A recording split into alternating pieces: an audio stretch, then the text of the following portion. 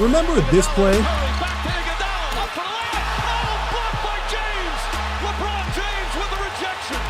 With one rejection, LeBron cemented himself as the best player on the planet. And as the best player, it makes sense for LeBron to be the highest paid player in the league, right? That season, LeBron made about $23 million per year, the second highest in the league after Kobe. Still makes sense. But in the summer of 2016, just 1 month after the finals, there was another player who got a LeBron-sized contract. Reigning MVP Steph Curry? Russell Westbrook? Kawhi, maybe? Nope. Harrison Barnes. And that deal was far from the worst of them. Yes, the same Harrison Barnes who had just performed a disappearing act in the finals. The same Barnes who was the fourth best player on his own team. And in a month, he was earning more than his star teammates. Barnes wasn't the only one who cashed out. DeMarcus Cousins was arguably the most dominant center in 2017. There were two big men, one of which had career averages of 5 points and 4 rebounds, who ended up being paid more than Boogie. So, how did these underwhelming guys pull off one of the biggest NBA heists of all time? This is a ClutchPoints original documentary on the insane contracts given out in 2016. Just ask Lakers fans. In the 2015-16 season, Harrison Barnes was still on his rookie contract. He was making just under $4 million a year. After the 2016 finals, he was a restricted free agent, and the Mavericks dangled a giant 4-year, $94 million contract to lure him away from Golden State. The Warriors, of course, had their eyes on a much bigger fish that summer. And when KD signed with Golden State, they moved on from Barnes, and Dallas was stuck with the bill. So, just how did this happen? And how did it make any sense for Dallas to pay him that much? In the summer of 2016, a new TV deal with the NBA kicked in. The league gave the rights to TNT and ESPN to keep showing NBA games, and the agreement gave the league $24 billion. That's billion, with a B. With the NBA rising in popularity, ESPN and Turner were willing to dole out the big bucks. This led to a huge spike in team salary caps. All of a sudden, teams had loads of spending money just dropped into their laps.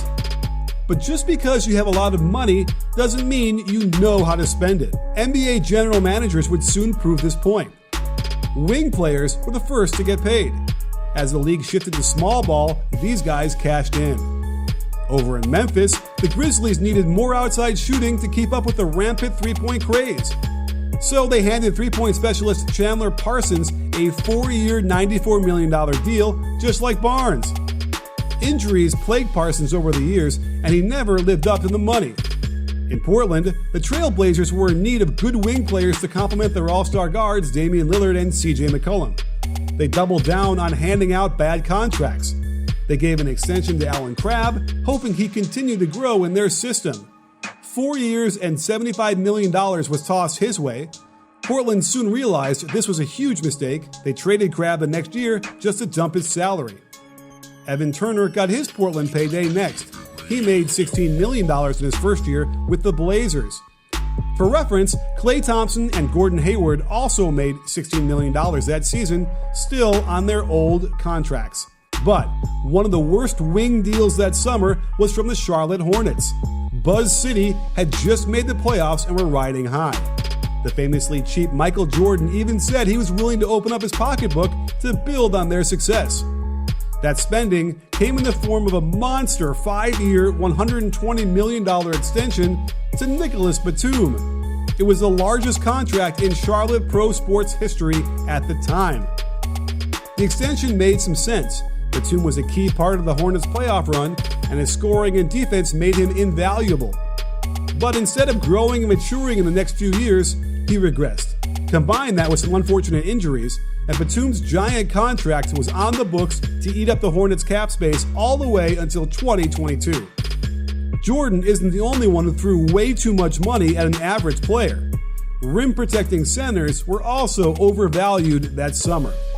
As the rest of the league shifted to small ball, some teams thought it'd be a good idea to use their spending money on centers, a position that has quickly become obsolete. In 2016, the New York Knicks boasted Melo and rising star Kristaps Porzingis. They believed a strong center would carry them back into relevance. Enter Joakim Noah, one of the top centers in the league just a few years earlier, the Defensive Player of the Year in 2014. The Knicks believed he was the answer to their problems, despite the fact that he was a slow-footed 31-year-old coming off an injury-riddled season in a league that was only getting faster. They offered Noah a 4-year, $72 million deal. Noah gave them 5 points and 5 rebounds a game that season, while making more money than Boogie Cousins. The Knicks eventually waived him in 2018.